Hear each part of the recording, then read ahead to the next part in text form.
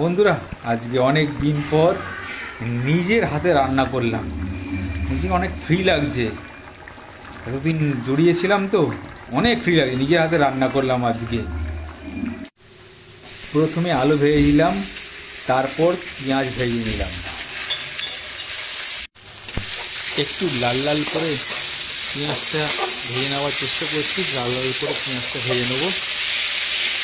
সবাই দেখুন।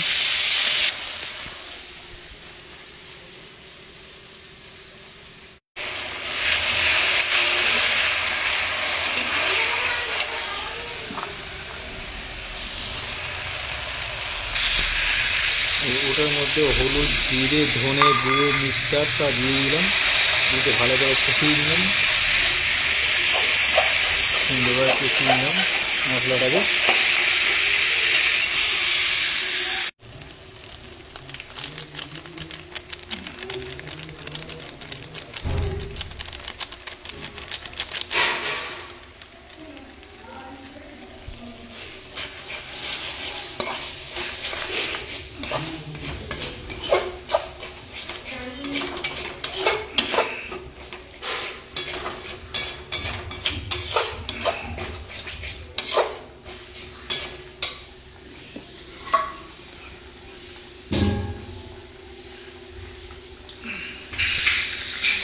তারপরে মশলা দিলাম,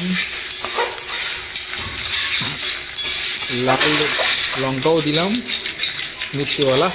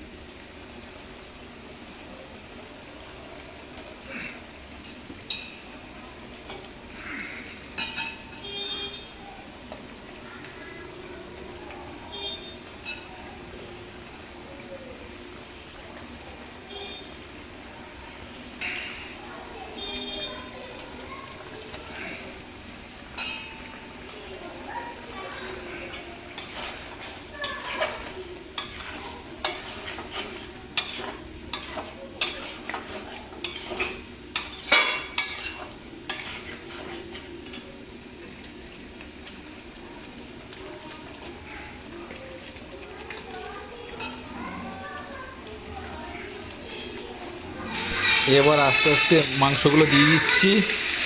কষানো হয়ে গেছে মশলা। এবার মাংসগুলো দিয়ে এবার কষাবো, সেই সুন্দরভাবে কষাবো। বহুদিন পর রান্না করার সুযোগ পেলাম, আমার খুব ভালো লাগছে। ফ্রি হলাম, মাইন্ড ফ্রি ছিল না এতদিন। অনেকদিন পর মাইন্ড ফ্রি হলো। মশলা কষালাম, মাংস দিলাম, মাংস কষাচ্ছি।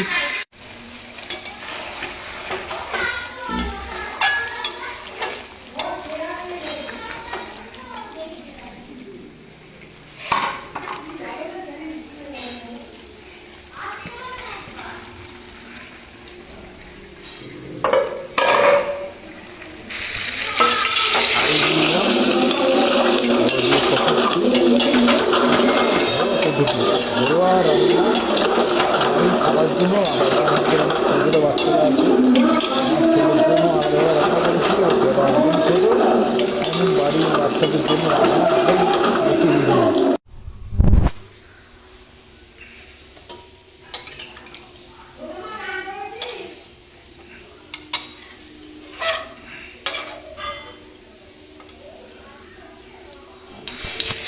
আমার ছেলে একদিন ঝাল খেতে পারে না, ওর জন্য আলাদা করে রান্না করা হয়েছিল। এই ছেলেটার জন্য রান্না করা হয়েছে। একটু জল দিয়ে একটু গ্রেভি বানাতে হবে ছেলেটার জন্য। 4 বছর, ও একদম ঝাল খেতে পারে না। এমনি আমার মাংসতে জল দিয়ে দিলাম। এরকম হয়েছে বাড়ি ঘরোয়া রান্না। আমি কোনো হোটেলের মতো রান্না আমি করিনি। এবারে ঘরোয়া রান্না করেছি যাতে সবাই খেতে পারে। আমাদের বাড়িতে বাচ্চা আছে, 10 বছর, 12 বছর, 14 বছরের বাচ্চা আছে। সেভাবে রান্না করেছি, চেষ্টা করছি রান্না করার। বহুদিন পর অনেক কষ্টে